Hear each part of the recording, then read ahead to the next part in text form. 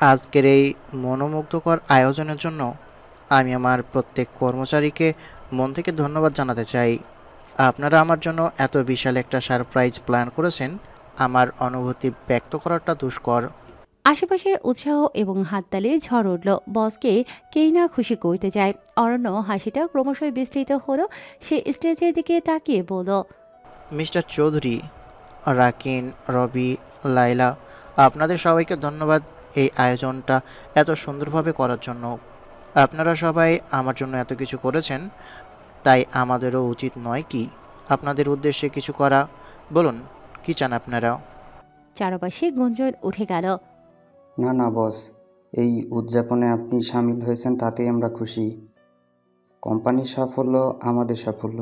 সকলেই তোষামোদে ব্যস্ত হয়ে পড়ল। অরণ্য বিনোদনমূলক দৃষ্টি নিয়ে সবটা দেখে গেল।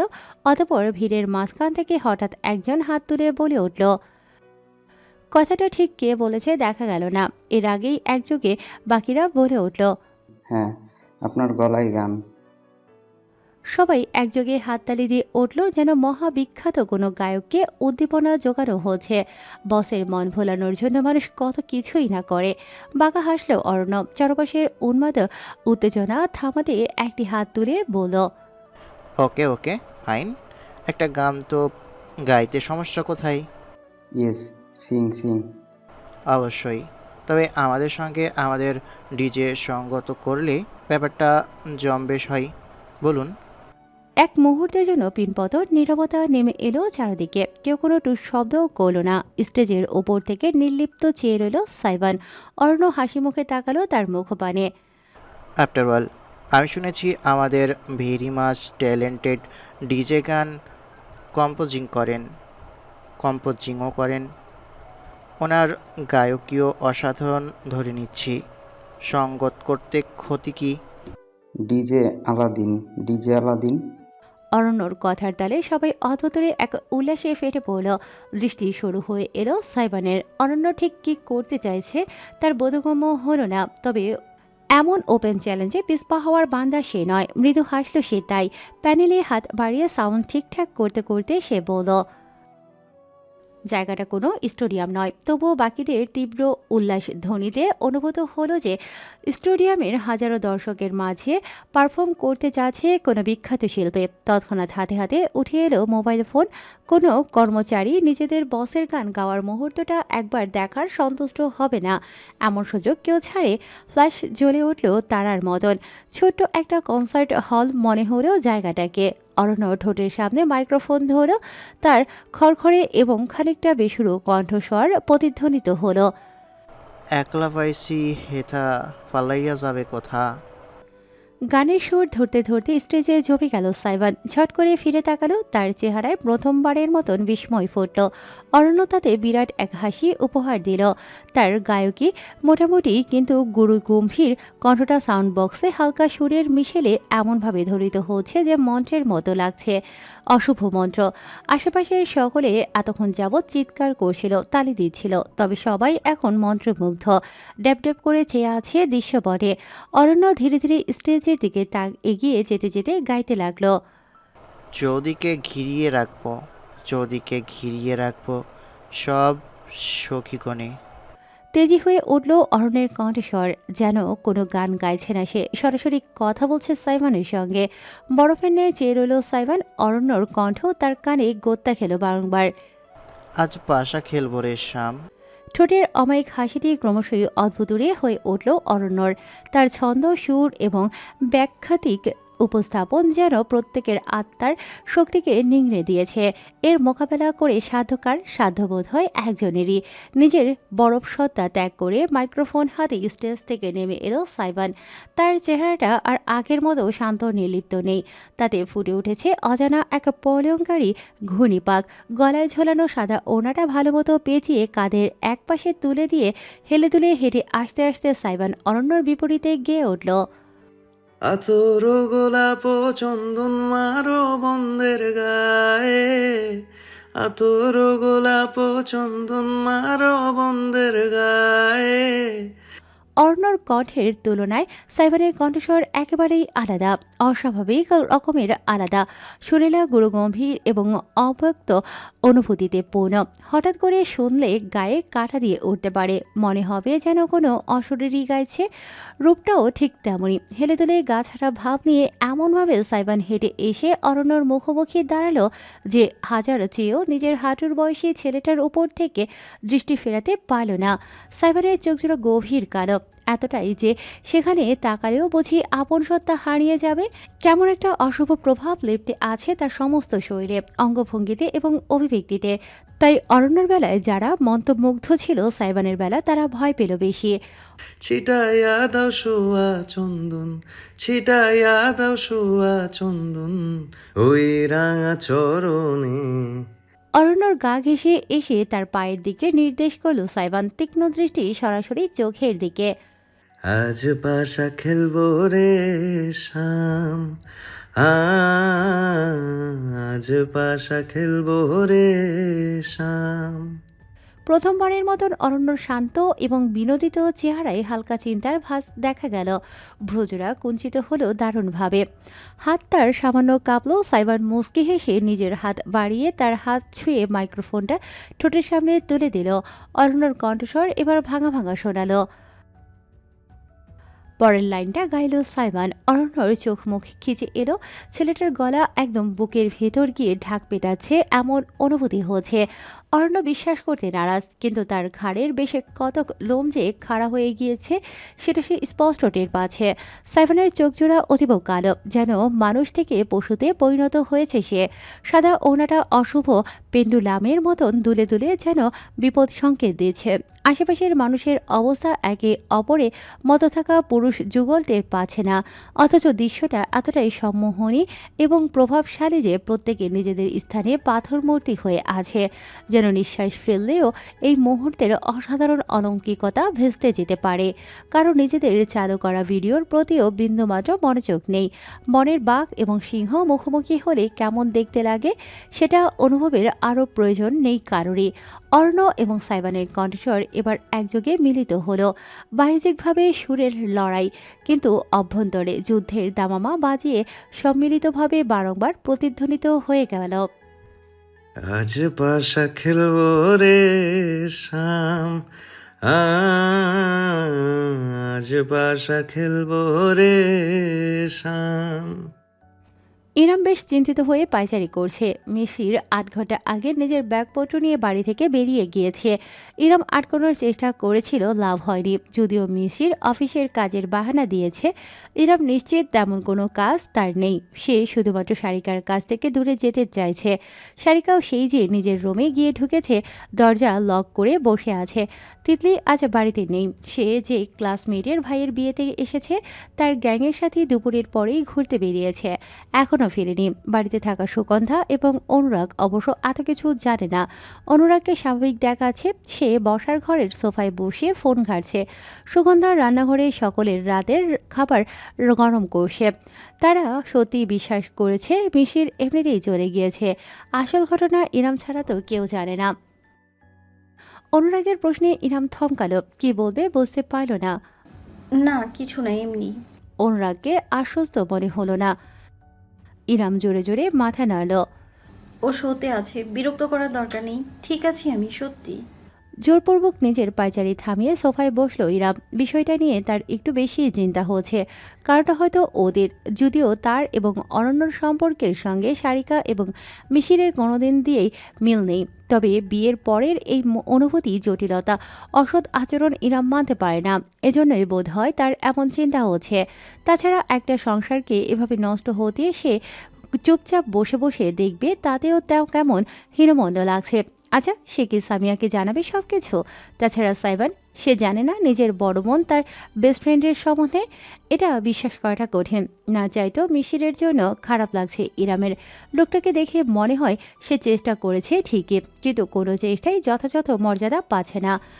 আচ্ছা, ইরাম নিজে কি সারিকার থেকে ব্যতিক্রম? হুট করে অপ্রকাশিত চিন্তাটা ঘিরে ধরল ইরামকে। অন্যের বেলায় সে দেখে সবকিছু বোঝা যাচ্ছে, অথচ নিজের বেলায় কি বুঝতে শিখেছে? সাইবানকে যদি মিশিরের জায়গায় বসানো হয়, তাহলে ছেলেটা কি তার জন্য কম করেছে? কিন্তু ইরাম বিনিময়ে ছেলেটাকে ঠিক কি দিয়েছে? সারিকার মতন উপেক্ষা হয়তো করেনি, তবে অনুভূতির বিনিময়েও ঠিকঠাক করেনি। হ্যাঁ, ইরামের কাছে সবটাই এখনও অস্থায়ী মনে হয়, যেন একটা ঝড়ো বাতাস এসে সবকিছু এলোমেলো করে দিতে পারে। অরণ্য বর্তমান থাকাকালীন ইরামের আতঙ্ক কখনোই মুছবে না, কিন্তু সেই আতঙ্ক ধরে থাকলে সাইবানের সঙ্গে কি অন্যায় করা হবে? ইরাম উত্তর ভাবতে পারল না। এর আগেই ক্ষিপ্র পদশব্দ তার মনোযোগ ভাঙল। অজান্তেই মাথা হেলিয়ে তাকালো সে। সিঁড়ি বেয়ে হনহন করে নেমে আসছে সারিকা, একটা কুর্তি আর জিন্স পরনে, হাতে লাগেজ। অবাক হয়ে গেল সবাই। ইরাম প্রশ্ন করার আগেই অনুরাগ বলে উঠল। সারিকা থামল না, এমনকি ঘুরে অবধি তাকালো না। লম্বা পা ফেলে হন্তদন্ত হয়ে এগুলো সোজা দরজার দিকে। সোফা ছেড়ে লাফিয়ে উঠে পড়ল অনুরাগ। দ্বিধায় ভুগল। সেটা খেয়াল করে ইরাম উঠে গেল, কাছে গিয়ে সারিকার সামনে দাঁড়িয়ে পড়ল। কোথায় যাচ্ছ? ঢাকা, সামনে থেকে সরুন। ইরামকে ধাক্কা দিয়ে সরাতে চাইল সারিকা, কিন্তু রমণী সরল না, পাল্টা ঝাঁজ নিয়ে বলল। ঢাকা যাবে মানে? এত রাতে বেলা একা একা মগের মুলুক নাকি? সারিকাকে বেশ ক্ষুব্ধ দেখালো, কিন্তু ইরাম দমল না। নিজের ফোনটা তুলে খানিকটা কঠোর গলায় বলল। যদি যেতেই হয় অপেক্ষা করো, আমি মিসি ভাইকে কল করছি, উনি দাঁড়াবেন, তোমার বাস স্ট্যান্ডে পৌঁছে দিয়ে আসার হবে। ওর ফোন বন্ধ। সারিকার কথায় জমে গেল ইরাম। চোখ পিটপিট করলো, তবুও কল দিল। সত্যিই কল না ঢুকে কেটে গেল। আপনি আমার মম লাগেন না, তাই আগ লাগান দেবেন না। আমি নিজের খেয়াল নিজে রাখতে জানি। সামনে থেকে সরুন এবার। ইরামকে পাশ কাটিয়ে দরজার দিকে এগোলো সারিকা। ততক্ষণে উত্তেজনা টের পেয়ে সুগন্ধ বসার ঘরে চলে এসেছে। বিরাট বিস্ময় এবং আতঙ্ক নিয়ে সে দৃশ্য দেখছে। তবে সারিকা বাড়ির চৌকাঠে পেরোতে পারল না। এর আগেই তার সামনে বাধা হয়ে দাঁড়ালো অনুরাগ। শান্ত এবং ভদ্র ছেলেটাকে প্রথমবারের মতো চড়তে দেখল বাকিরা। অনুরাগ ধমকে উঠল রীতিমতো। অনুরাগেরও তবে তেজ আছে। ইরাম এবং সুগন্ধা উভয়ে বিস্মিত। সুগন্ধা একটু বেশি হতচকিত, কিন্তু সারিকা নিজ স্থানে অটল। ভ্রু কুঁচকে গেল তার। হুট করে একটি হাত তুলে অনুরাগের বুক বরাবর ধাক্কা দিয়ে বসল সে। পাল্টা গর্জে উঠল সিংহীন ন্যায়। আমি আমার স্বামীর কাছে যাব, আমাকে রোখার তুমি কে? অনুরাগ ধাক্কা খেয়ে সামান্য পিছিয়ে গেল। চোখে মুখে অবিশ্বাস ফুটল তার। তেজ রূপান্তরিত হলো চমকে। সারিকার চোখে কোনো নমনীয়তা নেই, তাতে গভীর অভিমান এবং সত্যি প্রক্রোধ। আঙুল তুলে রমণী তাকে শাসালো। একদম অধিকারবোধ ফলাতে আসবেন না। আমার জীবন, আমার সংসার, আমার ইচ্ছা, আমার মর্জি, আমার স্বামী। আর আমার ইচ্ছে হয়েছে আমি এখানে থাকবো না তো থাকবো না, এক সেকেন্ডের জন্যও না। Get out of my way. নির্দয়ভাবে অনুরাগকে আরেকটা ধাক্কা দিয়ে নিজের সামনে থেকে সরিয়ে দিল সারিকা। অনুরাগ দরজার সাথে গিয়ে গোত্তা খেল। সারিকা দেখল না ফিরে, গটগট করে হেঁটে বেরিয়ে গেল বাড়ির বাইরে। দৃশ্যটা এতটাই অনাকাঙ্ক্ষিত ছিল যে সকলে বেশ কিছুক্ষণ কোনো প্রতিক্রিয়াই করতে পারল না। অনুরাগকে ভীষণ মর্মাহত দেখাচ্ছে। সুগন্ধা হাতের আঙুলের মাঝে নিজের ওড়না পেঁচাতে লাগলো। সে কি কিছু করবে, কিছু বলবে? উচিত হবে। তার অবশ্য হস্তক্ষেপ করার প্রয়োজন হলো না। এর আগেই ইরাম বলল। অনুরাগ, আমার সাথে চলো, সারিকার পেছনে যাব। আর সুগন্ধা কুচুপু ঘুমিয়েছে, ওর খেয়াল রেখো।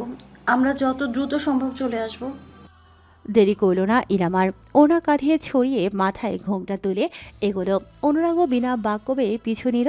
সুগন্ধা দরজার কাছে দাঁড়িয়ে তাদের চলে যেতে দেখল। বুকের ভেতর ধুকপুক করছে তার, কেমন অশান্তি হচ্ছে। সেই দুহাত জুড়ে চোখ বুজে সে আপন মনে ফিসফিস করল।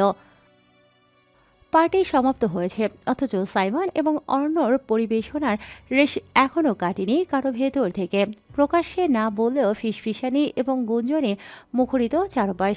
এমন অদ্ভুত জুটিকে ঠিক কেমন উপাধি দেয়া যায়? বন্ধু, শত্রু, অন্য কিছু? তাদের ভেতরে শীতল দৃষ্টি বিনিময়, অব্যক্ত কথন, একে অপরের প্রতি নিক্ষিপ্ত প্রতিটা নীরব আগ্রাসনকে ঠিক কী ধারা আখ্যায়িত করা যায় কারো জানা নেই। কিন্তু অবশ্যই এই নিয়ে বিশদ কৌতূহল দেখানো হয়তো নিজের পায়ে নিজেই কোড়াল মারার সামিল হবে। সাইবানের কাজ শেষ। ঘেমে নিয়ে একাকার সে। ব্যাক স্টেজ থেকে টি শার্ট বদলে নিয়েছে। টিমের ছেলেরা আস্তে আস্তে গোছগাছ শুরু করেছে। পার্টি থেকে এখনও কেউ যায়নি, কারণ অনন্য উপস্থিত। বস যতক্ষণ না প্রস্থান করছে ততক্ষণ সমাপ্ত করা যায় না কিছুই। ব্যাক স্টেজ থেকে রুফটপে ফিরে এসে অরণ্যকে দূরে এক কোণায় রেলিংয়ের ধারে দেখল সাইবান। রুফটপের চারপাশে সুরক্ষার জন্য প্রায় কোমর সমান উচ্চতায় লোহার শিকের গেটের মতন দেখতে রেলিং দেয়া আছে। সেখানে দুহাত রেখে ভাবুক হয়ে দাঁড়িয়ে আছে অরণ্য। সাইফান চাইলে চলে যেতে পারে, হয়তো তাকে রোখা হবে না, কিন্তু সে গেল না। হেঁটে এগোলো অরণ্যর দিকে। সাইফানের পদশব্দ টের পেল অরণ্য, তবে ঘুরে তাকালো না। নিঃশব্দে পকেট থেকে লাইটার আর দুটো সিগারেট বের করলো। একটা ধরিয়ে ঠোঁটে পুড়ে ধোঁয়া ছাড়ল বাতাসে। সাইফান তার পাশে দাঁড়ালো, রেলিংয়ে হাত রেখে তাকালো আকাশের দিকে। অরণ্য নীরবে অপর সিগারেটটি বাড়িয়ে ধরল তার দিকে। আপাত দৃষ্টিতে দুজনকে দেখলে মনে হবে তারা পরিচিত বন্ধু। অরণ্যর দেয়া সিগারেটটা সরিয়ে দিয়ে হাত নাড়ল সাইফান।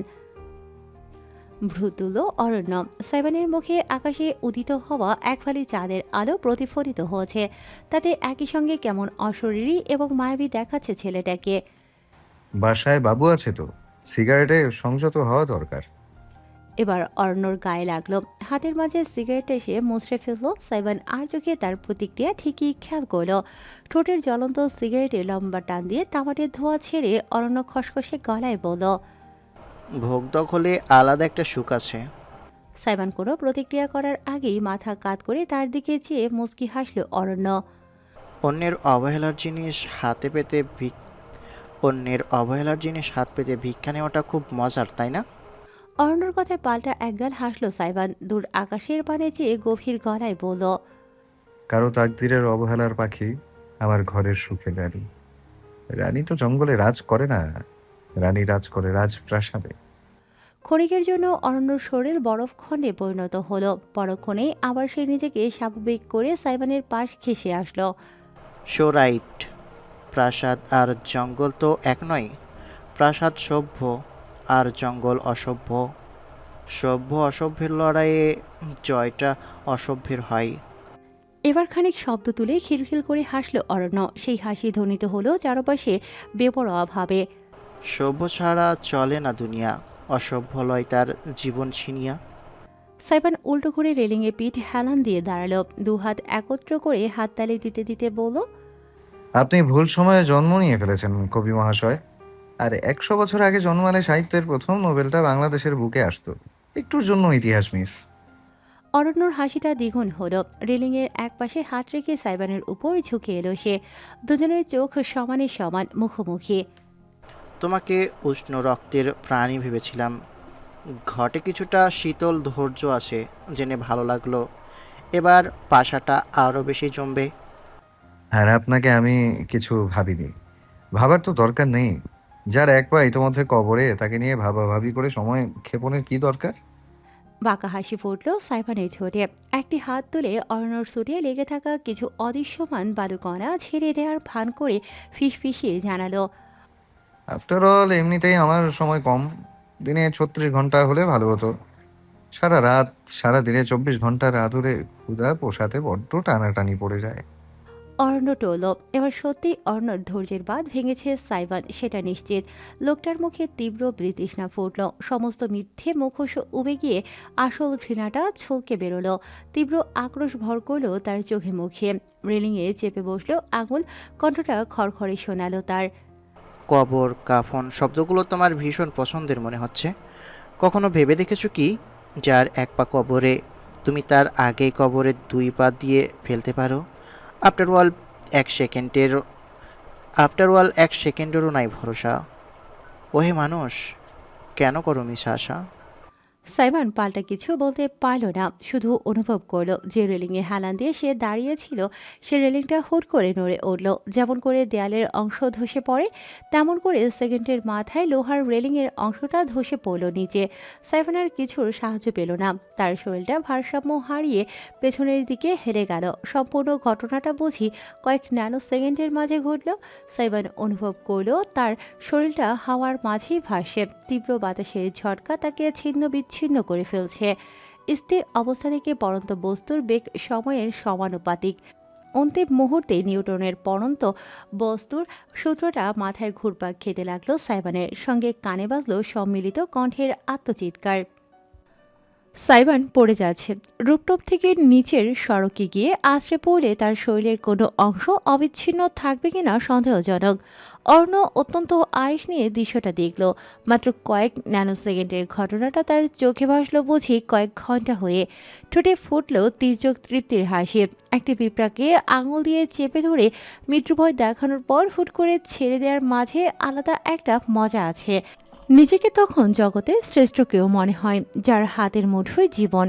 মৃত্যুর ঠিক আগ মুহূর্তে চোখের ভেতর যে জলজলে হাহাকার ফুটে ওঠে সেটার স্বাদ অতুলনীয়। তাই তো বারবার শুধু অরণ্য নিজের ভাবনাটা শেষ করতে পারল না। পায়ের গোড়ালি উপরিভাগ বরাবর মোক্ষম এক আঘাত অনুভব করল। পতন উপভোগে সে এতটাই মশগুল ছিল যে ওইটুকু হালকা ধাক্কাও তার শরীর সহ্য করার জন্য ঠিক প্রস্তুত ছিল না।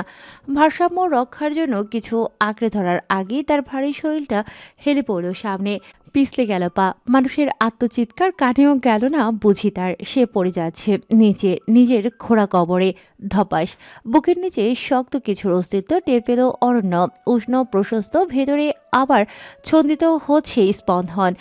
নিঃশ্বাস আটকে মাথাটা কাত করে তাকালো অরণ্য। প্রথমটা শুধু দেখলো কংক্রিটের সড়ক পথ, বহু নিচে গাড়ি চলছে। ওখানে গিয়ে পড়লে শরীরের উপর দিয়ে গাড়ি চলে যেতে বিন্দুমাত্র সময় নেবে না।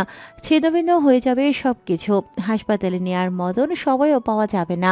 অতপর অরণ্যর দৃষ্টি উপরে উঠে এলো ঠিক যেখানটায় এসে আটকেছে সে। প্রথমটায় চকচকে সিলভারের আইব্রো প্রিয়াংশী দেখা গেল। অতপর শক্তিশালী কাঠামোর পুরুষালী বুক, বাহু জুড়ে সুগঠিত মাংসপেশির বহর। সাইবান আলাদিন। অরণ্য সাইবানের শরীরের উপর এসে পড়েছে। রুপটপের রেলিংয়ের নিরাপত্তা ছাড়াও এপাশে কয়েক মিটার সেফটি নেটের সুরক্ষা। সাইবান রেলিং ভেঙে ছিটকে এসে পড়েছে সেই নেটের উপর। তবে সে একা পড়েনি, সঙ্গে করে অরণ্যকে নিয়ে পড়েছে। চোখ পিটপিট করল অরণ্য। কয়েক লহমার জন্য তার নিজের দৃষ্টি, শ্রবণ শক্তি, ইন্দ্রিয় ক্ষমতা কোনোটাকেই বিশ্বাস করতে চাইল না। তার নিচে থাকা সাইবান আস্তে করে নিজের মাথাটা সোজা করে তাকালো। ভারী নিঃশ্বাস প্রশ্বাসের সঙ্গে বুক ওঠানামা করছে তার। অরণ্য উপরে থাকা স্পষ্ট টের পাচ্ছে প্রতিটা শারীরিক প্রতিক্রিয়া। সাইবানের চেহারাটা ক্ষণিকের জন্য অতি মানবীয় দেখালো। চেহারা জুড়ে খচিত ঘামের ফোঁটা, ঠোঁটে অতি ধীরে ফুটল সূক্ষ্মতর এক অশুভ হাসি। অরণ্য অনুভব করল তার পিঠ জুড়ে সাইবানের শক্তিশালী বাহুজোড়া চেপে বসেছে, যেন জড়িয়ে ধরেছে তাকে। অরণ্যর বুক কাঁপিয়ে ধ্বনিত হলো সাইবানের গভীরতর কণ্ঠস্বর। ভাগাভাগি করলে সবকিছুর স্বাদ বেড়ে যায়, সে খাবার হোক বা মরণ। হতবিহবল অরণ্য চেয়ে রইল। সাইবানের চেহারা থেকে সে নিজের দৃষ্টি ফেরাতে পারল না। এতটা কাছ থেকে ওই কালো চোখের মাঝে যে ভৌতিক প্রলোভন দেখা যাচ্ছে তা কি কোনো সাধারণ মানুষের পক্ষে ধারণা করা সম্ভব? না, সাইবারকে মেরে ফেলার কোনো পরিকল্পনাই অরণ্যর আজ ছিল না। সে তো শুধু ভয় দেখাতে চেয়েছিল সাইবান ছাদ থেকে ছিটকে গিয়ে সেফটি নেটের উপরে পড়বে। এর মাঝে যে কয়েক সেকেন্ড সে মৃত্যু যন্ত্রণায় দগ্ধ হবে, সেই যন্ত্রণাটুকু অরণ্য প্রাণ ভরে উপভোগ করতে চেয়েছিল। কিন্তু এই ছেলেটি শুধুমাত্র নিজের পরিণতি বরণ করেনি, বরং টেনে হিসড়ে অরণ্যকেও একই পরিণতিতে নামিয়ে এনেছে। ওই কয়েক ন্যানো সেকেন্ডের ভেতর অতি মানবিক এই চিন্তা করা আদৌ মানুষের পক্ষে সম্ভব? ছাদ থেকে যে পড়ে গিয়েছে আর সেফটি নেট যে কোনো মুহূর্তেই একসঙ্গে দুজনের ভার বইতে না পেরে ছিঁড়ে যেতে পারে, এমন কোনো লক্ষণীয় সাইবানের চেহারায় দেখা যাচ্ছে না। বিন্দাস চেয়ে আছে সে অরণ্যর কুঞ্চিত ভ্রুজোড়ার মাঝে, কপাল বরাবর। অরণ্য না পারতেই শুধালো, তোমার মৃত্যুর ভয় নেই? সাইবানের ঠোঁটের হাসিটা আরেকটু বিস্তৃত হলো। যে জগতের দুয়ার ছুঁয়ে এসেছি সেই জগতে প্রবেশে ভয় কিসের? আমার সাথে চলুন না হয়, আপনাকে ওপার থেকে ঘুরিয়ে আনি।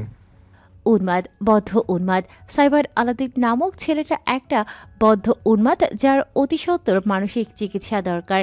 এছাড়া অরণ্যর মাথায় আর কোনো যুক্তি এলো না। অবশেষে ডাকটা কানে গেল অরণ্যর।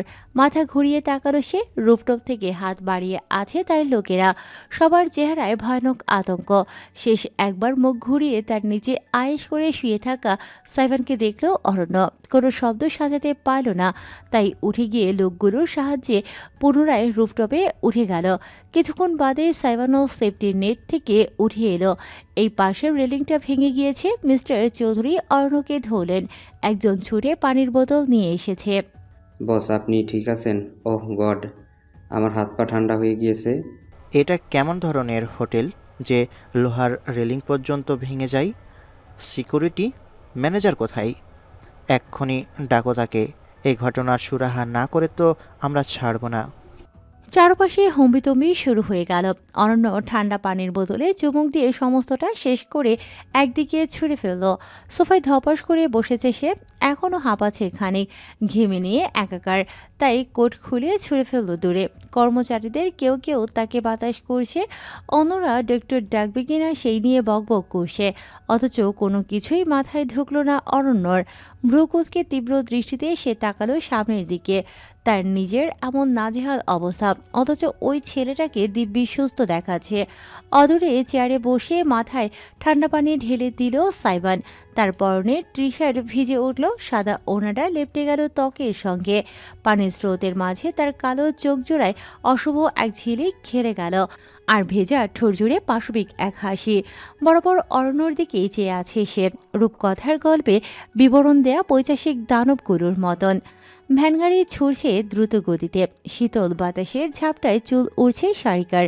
লাগেজটা ভ্যানের একপাশে রাখা, পিচঢালা পাকা সড়ক হলেও উচ্চ গতির কারণে থেকে থেকে কেঁপে উঠছে ভ্যান।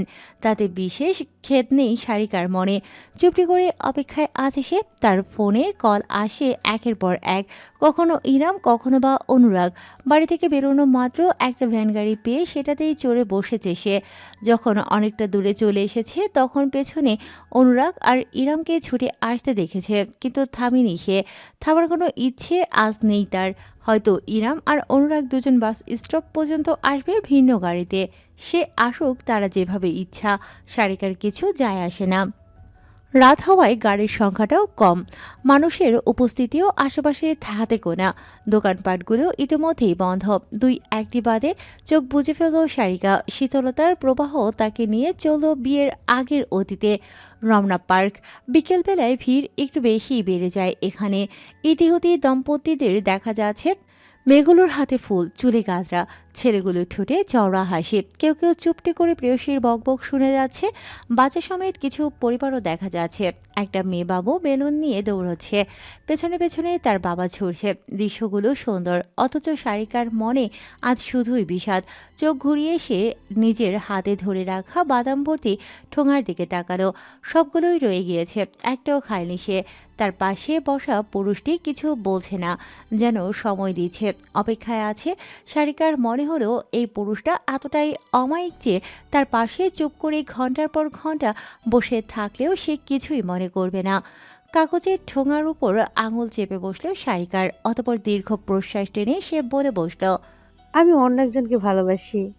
তার পাশে বসা মানুষটি মিশির ইকবাল, হবু স্বামী। এই কথাটা নিশ্চয়ই সবকিছু গড়ে ওঠার আগেই ভেঙে ফেলার জন্য যথেষ্ট। অথচ মিশিরের শান্ত মুখে সারিকা বিশেষ কোনো প্রতিক্রিয়া দেখল না, শুধু নরম গলায় মিশির বলল, আচ্ছা। সারিকার ভ্রুজোড়া কুঞ্চিত হলো। এটা নির্লিপ্ততা নাকি ঝড়ের পূর্বের শীতল অবস্থা বুঝতে বেগ পোহাতে হলো। আমার মম ড্যাড চাই আমি আপনাকে বিয়ে করি। কথা আরেকটু আগালো সারিকা, এবার মিশির শুধালো, তাহলে আপনি আপনার পরিবারকে জানান আপনি একজনকে ভালোবাসেন এবং তাকে বিয়ে করতে চান। বুকটা চেপে এলো সারিকার, চোখে অদেখা অশ্রু ভর করল। জানাতে পারবো না, কেন? কারণ আমার ভালোবাসার কোনো পরিণতি নেই। সে অন্য ধর্মের মানুষ। এবার মিশিরের শান্ত চেহারায় খানিক বিস্ময় ফুটল। মাথা ঘুরিয়ে নিজের জুতোর দিকে তাকালো সে। উভয় পার্কের একটি বেঞ্চে বসে আছে। অদূরে একজন হকার বেলির গাছরা বিক্রি করছে। সেই সুঘ্রাণ ভেসে আসছে এখান পর্যন্ত। অনেকক্ষণ যাবৎ মিশির কোনো কথা বলল না। আমাদের বিয়েটা না হলে কি আপনার ভালোবাসা রক্ষা হবে? না, হবে না। জবাব দিতে সময় নিল না সারিকা। মিথ্যে বলে কি লাভ, একটি ঢোক গেল সে। পুনরায় বলল, আমি শুধু আপনাকে জানাতে চেয়েছি, বিয়ের পর যেন আপনি মনে না করেন আপনাকে ঠকানো হচ্ছে। মৃদু হাসল মিশির। সারিকা আর চোখে দেখল, হাসলে লোকটাকে খুব মিষ্টি লাগে। কিছু মানুষ আছে না, যাদের চেহারা দেখলেই কেমন শান্তি শান্তি লাগে, মিশির ঠিক তেমন। তবে বলতে হচ্ছে আমি এবং আপনি খুব বেশি ব্যতিক্রম নই। মিশিরের নির্মল কণ্ঠে ভীষণ অবাক হলো সারিকা। না পারতে সম্পূর্ণ ঘুরে বসলো ব্রেঞ্চে। ড্যাব ড্যাব করে চেয়ে রইল হবু স্বামীর মুখপানে। জিজ্ঞেস করলো, মানে আপনি কি অন্য কাউকে ভালোবাসেন? ভালোবাসতাম, সূত্রে দিল মিশির। সারিকা যতটা না বিষণ্ণ, মিশির ততটাই স্বাভাবিক। ঘা শুকিয়ে গেলে যেমন আর গায়ে লাগে না, মিশিরের ক্ষেত্রেও বোধ হয় তেমন কিছুই হয়েছে। সে শান্ত গলায় বলে গেল, আমি একটা মেয়েকে ভালোবাসতাম, কিন্তু মেয়েটা আমাকে ভালোবাসতো না। সে আমাকে শুধু একজন বন্ধু ভাবতো। একপাক্ষিক ভালোবাসা কি যন্ত্রণাদায়ক! সারিকা বাদামের ঠোঙাটা বুকে চেপে জলজলের দৃষ্টিতে চেয়ে রইল। কান খাড়া করে শুনে গেল হবু স্বামীর প্রত্যেকটা কথা। মেয়েটা আমাকে ব্যবহার করত। আমরা প্রতিবেশী ছিলাম। ওই যে আগেকার দিনের নাটক সিনেমায় দেখানো হতো না, পাড়ার প্রেম, ঠিক ওই রকম। আমাদের মধ্যে অবশ্য কোনোদিন প্রেম বলে কিছু ছিল না, কারণ প্রেম তাকেই বলে যাতে বিনিময় পাওয়া যায়। আমার ক্ষেত্রে আমি শুধু নিবেদন করেছি, বিনিময়ে জুটেছে আস্ত একটা শূন্য। প্রায় দেখা সাক্ষাৎ ছিল, বিধায় পাড়ার বন্ধুদের মতন সবসময় পাশে থাকতাম আমি তার। বলা বাহুল্য, আমার অনুভূতি সে জানতো। আমার আফসোস নেই সে আমার অনুভূতি গ্রহণ করেনি, কিন্তু আফসোস একটাই যে আমাকে সে কুকুর ভেবে বসেছিল। কুকুর যেমন মালিকের পিছনে ঘুরঘুর করে, তেমন করে আমিও তার পিছনে ঘুরঘুর করতাম। সে অন্য ছেলেদের সঙ্গে প্রেম করত। তার ব্রেকআপ হলে আমার কাছে এসে কান্নাকাটি করত। আমিও ভালো বন্ধুর মতন সামলাতাম আর অপেক্ষা করতাম, হয়তো একদিন সে আমায় বুঝবে, আমায় মেনে নেবে। মিশির থামল, যেন নিঃশ্বাস নেওয়া প্রয়োজন। সারিকা শুনতে শুনতে অজান্তেই বাদাম ভেঙে মুখে দেওয়া শুরু করেছে। চিবোতে চিবোতে সে প্রশ্ন করল। তারপর? মিশির ব্রেন্সে হেলান দিয়ে বসল, গধূলির আকাশবাণী চেয়ে বলল, তারপর আর কি, এভাবেই চলতে লাগলো। আমি কখনো তার ভালোবাসার মানুষ হতে পারিনি। সে আমার কাছে শুধু প্রয়োজন মেটাতেই আসতো। বহু বছর পেরিয়ে গেল, পড়াশোনা শেষ করলাম, আর্কিটেকচারাল ফার্ম খুললাম, কাজে ব্যস্ত। এরপর হঠাৎ একদিন জানতে পারলাম তার সাথে আমার বেস্ট ফ্রেন্ডের বিয়ে ঠিক হয়েছে। সারিকা জমে গেল। অদ্ভুত হলেও সত্যি, মিশিরের সামনে বসে সে নিজের জীবনের গল্পটাই ভুলে বসেছে। এতটাও নাটকীয় কারো জীবন হয়? তাহলে সে কি এখনো আপনার বেস্ট ফ্রেন্ডের বউ? মাথা নাড়ল মিশির। না, আমার বেস্ট ফ্রেন্ড অন্য একজনকে ভালোবাসে। সেটা আরেক জটিল কাহিনী, আপনি ভবিষ্যতে এমনিই জানতে পারবেন। সে যাক, শেষমেশ তার বিয়েটা হয়নি। বিয়ে ভেস্তে যাওয়ার পর প্রায় 15 বছরের এক পাক্ষিক ভালোবাসা পূর্ণতা পেল আমার। মেয়েটা আমার কাছে এলো, বলল সে নাকি আমায় ভালোবেসে ফেলেছে অবশেষে। সারিকা অজান্তেই বাদাম ছিলে ছিলে মিশিরের হাতের তালুতে রাখল। মিশির দৃশ্যটা লক্ষ্য করে মুচকি হেসে বাদামগুলো মুখে দিল। সারিকা বলল, তাহলে ভালোবাসতাম বললেন কেন? আর সে আপনার সাথে নেই কেন? খানিকটা সময় নিয়ে চিবিয়ে মিশির নির্দ্বিধায় জানালো। আমি তাকে ফিরিয়ে দিয়েছি। হতবাক হয়ে গেল সারিকা। ফিরিয়ে দিয়েছে? এতগুলো বছর একটা মেয়ের ভালোবাসার অপেক্ষার পরও ফিরিয়ে দিয়েছে? এটা আদৌ সম্ভব? মিশির বোধহয় সারিকার বিহ্বলতা ধরতে পারল, তাই মুখ ঘুরিয়ে বলল, প্রথমবারের মতন আমি নিজেকে বেছে নিয়েছিলাম সারিকা। আমার অনুভূতির প্রয়োজন নেই, আত্মমর্যাদার প্রয়োজন। আমি কারো সেকেন্ড অপশন হব না। এটা না পেলে সেটা। এই সেকেন্ড চয়েস আমার জীবনকে বিপর এই সেকেন্ড চয়েস আমার জীবনকে বিপর্যস্ত করে রেখেছিল। শেষমেশ আমি মুক্তি পেয়েছি, আর believe me, am happy, truly happy. Sarika এরপর আর কিছুই বলতে পারল না। একটা মানুষ কারো দ্বিতীয় পছন্দ হতে চায় না। আত্মসম্মান তার কাছে এতটাই দামি যে সে জীবনের প্রথম ভালোবাসাকে হাতের মুঠোয় পেয়েও ছেড়ে দিয়েছে। এই মানুষটার সঙ্গে কি সারিকা কখনো মানিয়ে চলতে পারবে? সারিকা, মিশিরের ডাকে মনোযোগ ভাঙল সারিকার। মাথা তুলে তাকালো সে। মিশির সোজা হয়ে বসেছে। আমার কথায় কিছু মনে করবেন না। আমি সত্যি কৃতজ্ঞ যে বিয়ের আগেই আমাদের মধ্যবর্তী সকল জটিলতা দূর হয়ে গিয়েছে। আমরা কেউ নিজেদের অতীত নিয়ে বলা থেকে বিরত থাকিনি। আপনাকে ধন্যবাদ আমার সঙ্গে সত্যি কথাটা শেয়ার করার জন্য। যদি আপনার মনে হয় এই বিয়েটা আপনি আর করতে চান না, তাহলে আমার পক্ষ থেকেও কোনো জবরদস্তি থাকবে না। বাকিটা সম্পূর্ণ আপনার সিদ্ধান্ত। তবে আমার কি মনে হয় জানেন? কি? মিশির এক লহমা চুপ থেকে বলল, আমি আর আপনি অনেকটা একরকম। সেই কারণে হয়তো আমরা একে অপরকে বুঝতে পারবো। পৃথিবীর সকল বিবাহিত দম্পতি কি একে অপরকে ভালোবাসে? না, কেউ কেউ সমাজ, পরিস্থিতি এবং পরিবারের কারণে মানিয়ে নিয়ে চলে। আমি বিশ্বাস করি না আমাদের মধ্যে নতুনভাবে ভালোবাসা হওয়া সম্ভব। তবে দুজন ভাঙাচোরা মানুষ যদি একে অপরের বন্ধু হয় তবে ক্ষতি কিসের? বন্ধুত্ব, বিশ্বাস, ভরসা এবং স্বপ্ন, এটুকু যথেষ্ট নয় কি? আমরা যতদিন একে অপরের প্রতি সৎ থাকব ততদিন অবধি। এর বাইরে আমার আর কিছু চাওয়ার থাকবে না। You can try to works this out together. Sarika নিষ্পলক চেয়ে রইল মিশিরের মুখপানে, যে বলবে এই দুঃসাহসী লড়াকু লোকটা ভেতর থেকে এতটা ভাঙাচোরা। বর্তমান ভ্যানটা স্পিড ব্রেকারে গোত্তা খাওয়ায় ঝটকা খেয়ে বাস্তবে ফিরে এলো সারিকা। মাথা ঝাঁকিয়ে চারপাশে তাকালো। বাস স্ট্যান্ডের কাছাকাছি চলে এসেছে প্রায়, কিন্তু এই রাস্তাটা একটু বেশি নির্জন। দূরে আলো দেখা যাচ্ছে, সেখানে ঢাকার বাসগুলো দাঁড়িয়ে আছে। সারিকা সোজা হয়ে বসলো, নিজের হ্যান্ডব্যাগ ঘেটে ওয়ালেটে বের করে নিল। ভ্যান ভাড়া বের করার জন্য টাকা হাতে নিতেই হুট করে নিজের কবজি বরাবর হ্যাঁচকা টান খেলো সারিকা। কি হলো বুঝে ওঠার আগে ভ্যান থেকে ছিটকে রাস্তায় পড়ে গেল রমণী।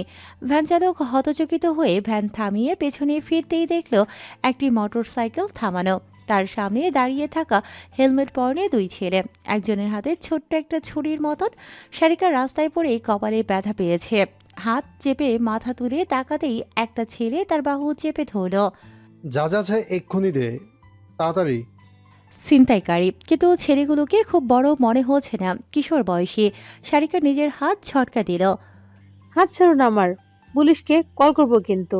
এই মেয়ে একেবারে খাই দিব কিন্তু, চেয়ে দেখছস? ছুরিটা উঁচিয়ে সারিকার চিবুক বরাবর ধরল অপর ছেলেটা। হেলমেটের কারণে চেহারা দেখা যাচ্ছে না, শুধু চোখ জোড়া দৃশ্যমান। কেমন যেন লালচে, নেশার ঘরে আছে স্পষ্ট। সারিকা আশেপাশে তাকালো। ভ্যান চালক ভয়ে ভ্যানের পেছনে উবু হয়ে বসে আছে, ঝামেলায় পড়তে নারাজ। সারিকা আতঙ্কের চাইতে বেশি বিরক্ত বোধ করল। দে মাল দে। সারিকার হাতের ওয়ালেটটা কেড়ে নিল একজন। অন্যজন ভ্যান থেকে লাকেজ টেনে নামিয়ে রাস্তার উপরেই খুলে ঘাঁটতে লাগলো। পোশাক আশাক সব উলটপালট করে টাকা বা গয়না আছে কিনা সেই সন্ধান করতে লাগলো। সারিকা ভ্রুকুচকে দেখে গেল কাহিনী। তারপর হুট করে তাকে ধরে রাখা ছেলেটার হাতে মোক্ষম একটা কামড় বসিয়ে দিল। আখা। অশ্রাব্য একটি গালি দিয়ে অপর হাতে সারিকার চুলের মুঠি পেঁচিয়ে ধরে ফেলল ছেলেটা। রমণী দৌড় দিতে চেয়েছিল, কিন্তু চুলের টান খেয়ে ব্যথায় কুকিয়ে উঠল। অনেক তেজ না তোর?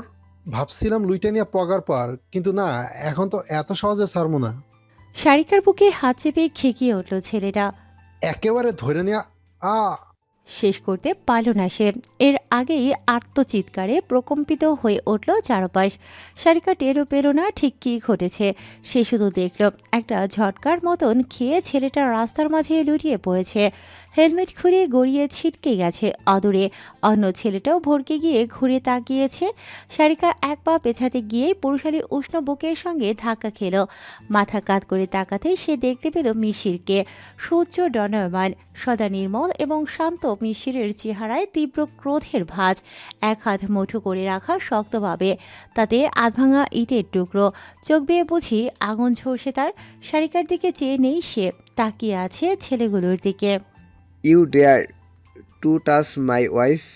অরণ্যর গাড়িটা রাতের আধার কেটে বাড়ির সামনে এসে থামল। ড্রাইভারের পেছনে ব্যাক সিটে বসা অরণ্য সে একা নয়, তার অন্য পাশে সাইমান। পার্টি শেষ হওয়ার পরপর এমন একটি দুর্ঘটনা ঘটে গিয়েছে, এটা কি চারটিখানি কথা? হম্বিতম্বি কম হয়নি। হোটেল কর্তৃপক্ষ অনেক ক্ষমা চেয়ে বিষয়টা ধামাচাপা দেওয়ার চেষ্টা করেছে। সেটা আদতে ধামাচাপা থাকবে কিনা সেটা অবশ্য পুরোপুরি অরণ্যের ওপর নির্ভর করছে। সাইবান টিমের ছেলেদের সাথে চলে আসছিল, কিন্তু তার পার্টিতে এত বড় ঘটনা ঘটেছে এই বাহানায় অরণ্য নিজে এসেছে সাইবানকে বাড়িতে নামিয়ে দিতে। ড্রাইভারের পাশে অরণ্যর কর্মচারী মিস্টার চৌধুরীও আছেন, তাই সাইবান মানা করেনি। পুরোটা রাস্তা নিঃশব্দে কেটেছে শুধুমাত্র মিস্টার চৌধুরীর বকবক বাদে। লোকটা থেকে থেকে শুধু নিজের বস আর সাইবানের কাছে ক্ষমা চেয়েছে, কারণ পার্টি আয়োজনের মূল দায়িত্বটা তারই ছিল। নিরাপত্তার ব্যাপারটা তার ব্যর্থতা। অরণ্য শুধু কপাল ঘষতে ঘষতে শুনে গিয়েছে। সাইবান মনে মনে ভেবেছে লোকটা যদি জানতো এই সব কিছু তার বসেরই কুকীর্তি, তবে কেমন অনুভব করতো, নাকি মিস্টার চৌধুরী আসলে সব কিছু জানে, শুধু সাইবানের সামনে অভিনয় করছে। অনেক কিছুই হতে পারে। গাড়ি থামতেই মিস্টার চৌধুরী আরেক দফায় বললেন, আমাদের ক্ষমা করবেন মিস্টার আলাদিন, এমন একটা ঘটনা ঘটতে পারে আমরা কেউ কল্পনা করিনি। Please, I hope you understand. যা ঘটেনি তা নিয়ে ক্ষমা চাওয়ার কিচ্ছু নেই। আশেপাশে চেয়ে দেখুন কত লোক অসন্তুষ্ট বসে। কথাটা বলেই নিজের পাশের গাড়ির দরজাটা খুলে ফেলল সাইমান। উদ্দেশ্য বেরিয়ে যাওয়া। সে বাইরে পা রাখতেই পাশ থেকে ভেসে এলো অরণ্যর গম্ভীর কণ্ঠস্বর। যা ঘটেনি তা যে আর ঘটবে না তার গ্যারান্টি কি? সাইমান থামল। সামনে বসা মিস্টার চৌধুরী অবাক হয়ে নিজের বসের দিকে তাকালো। অরণ্য এতক্ষণ নির্বাক বসেছিল, তবে এখন তার ঠোঁটে খুবই সূক্ষ্ম একটি হাসির রেখা ফুটল। মাথা কাত করে সরাসরি সাইমানের দিকে তাকিয়ে সে বলল, আজকাল নিজের বাড়িতেও মানুষজন নিরাপদ নয়, সেখানে বাচ্চাকে একা ফেলে যাওয়াটা নির্বুদ্ধিতার পরিচয়। জমে গেল সাইমান। হাতের আঙুল সামান্য কাঁপল তার। অজান্তেই মাথা তুলে অদূরে বাড়ির দিকে তাকালো। তাদের গ্রামের বাড়িটা অন্যান্য প্রতিবেশী বাড়ির থেকে আলাদা, কারণ সড়কের একেবারে শুরুতে পড়ে। বাকি বাড়িগুলো কাঁচা রাস্তা ধরে গেলে আরও ভেতরে বিধায় শুনশান নীরবতা বেশি। অরণ্য অন্তিমবার বলল, বাড়ি যাও। কিন্তু তার সতর্ক বার্তা শোনার অবস্থায় তখন সাইফান নেই। সে ইতিমধ্যে দ্রুত পায়ে ছুটতে শুরু করেছে বাড়ির দিকে। অরণ্য নীরবে দৃশ্য দেখে ইশারা করল। তার গাড়িটা সড়ক ধরে এগিয়ে গেল। জানালা দিয়ে দেখল সে সাইফান লম্বা পা ফেলে উচ্চশ্বাসে ছুটছে। রীতিমতো ঘূর্ণিঝড় হয়ে বাড়ির ভিতরে ঢুকলো সাইবান। প্রথম যে দৃশ্যটা তাকে বরণ করলো তাতেই হাড় হিম হয়ে গেল তার। সোফায় এলিয়ে পড়ে আছে সুগন্ধা, চোখজোড়া বন্ধ, মাথাটা ঝুলে আছে ফ্লোরের দিকে। তার আশেপাশে কোথাও ইজানের চিহ্নটুকুও নেই। নেই ইরাম, অনুরাগ, সারিকা, মিশির, তিতলি, কেউই। সুগন্ধা, সুগন্ধা! সাইফানের চিৎকারে ধর্মর করে উঠে বসতে গিয়ে ধপাস করে ফ্লোরে আছড়ে পড়ল সুগন্ধা। একটুর জন্য ঘাড় বেঁকে যায়নি তার। কোমর ডলতে ডলতে উঠে দাঁড়িয়ে রুদ্রমূর্তি সাইবানকে দেখে তার আত্মারাম খাঁচা ছাড়া হওয়ার জোগাড় হলো। ভাইজান, হনহন করে এগিয়ে এসে সুগন্ধার কবজি খামচে ধরল সাইমান। বাচ্চা কোথায়? বাচ্চা কোথায় আমার? Where the hell is my baby boy, damn it? কেঁপে উঠল সুগন্ধা। সাইবানকে রেগে যেতে সে দেখেছে বহুবার, কিন্তু এই ক্রোধের সাথে যেন অন্য কিছুর তুলনা হয় না। সন্তানহারা বাবারা কি তবে এভাবেই দিক বেদিক জ্ঞানশূন্য হয়ে পড়ে? সেসব নিয়ে চিন্তায় ফুসরত আপাতত নেই সুগন্ধার কাছে। সে হনে হয়ে আশেপাশে তাকালো। শীতল আতঙ্কে সর্বাঙ্গ কাঁপতে লাগলো তার। তোতলানো শুরু করলো। এইখানে তো ছিল আমার সাথে, খেলতেছিল। এরপর আমি কেমনে জানি ঘুমাইয়া পড়লাম আর গেল কই? সুগন্ধার বলতে দেরি, কিন্তু সাইমনের তাকে নিষ্ঠুরভাবে ধাক্কা দিয়ে দূরে সরাতে দেরি হলো না। সুগন্ধা সোফার উপর আছড়ে পড়ল। দ্বিতীয় দফায় কনুইয়ে ব্যথা পেল। সাইমন এদিক সেদিক তাকালো পাগলের মতন, যেন সে বুঝতে পারছে না কি করবে, কোন দিকে ছুটে যাবে। এই বাড়ির মানুষগুলো কি সাত আসমানে চলে গেছে নাকি গাঙের পানিতে ভেসে গেছে? সুগন্ধা উঠে দাঁড়ালো। কনুই ঘষতে ঘষতে নরম গলায় বলতে গেল, ভাবিজান আর অনুরাগ দা তো আফজানের পিছনে। সাইবান এমন দৃষ্টিতে ঘুরে তাকালো তার দিকে যে সুগন্ধার শব্দগুলো সব দলা পাকিয়ে গেল। ওই ভয়ঙ্কর চোখ জোড়া যেন ঘূর্ণয়মান অগ্নিস্ফুলিঙ্গ, যে কোনো মুহূর্তেই ছিটকে বেরিয়ে ভস্ম করে দেবে চারপাশ। নিজের মাথা দুহাতে চেপে ধরল সাইবান। রীতিমতো বাসবিক গলায় হুঙ্কার দিয়ে উঠল, যদি বাচ্চার কিছু হয়, যদি আমার বাচ্চার কিছু হয়, আল্লাহর কসম আমি একটা একটাকে ধরে হিসাব মেটাবো, সে পর হোক বা আপন। আগ্নেয়গিরির অগ্নুপাত কেমন হয় সুগন্ধার জানা নেই, তবে সাইবানকে দেখে তার সেই আগ্নেয়গিরির কথাই মনে পড়ে গেল। গলার পাশে নীলচে শিরা ফুলে ফেপে উঠেছে তার। কপালের রক টনটন করছে।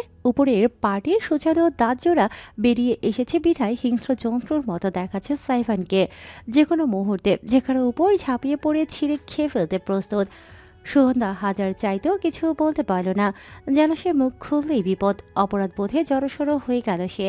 কিছুক্ষণ আগে পর্যন্ত ইজান তার কোলে বসেই খেলছিল, এরপর চোখজোড়া লেগে আসলেও কিভাবে যেন আর বাচ্চাটা গায়েব হয়ে গেল।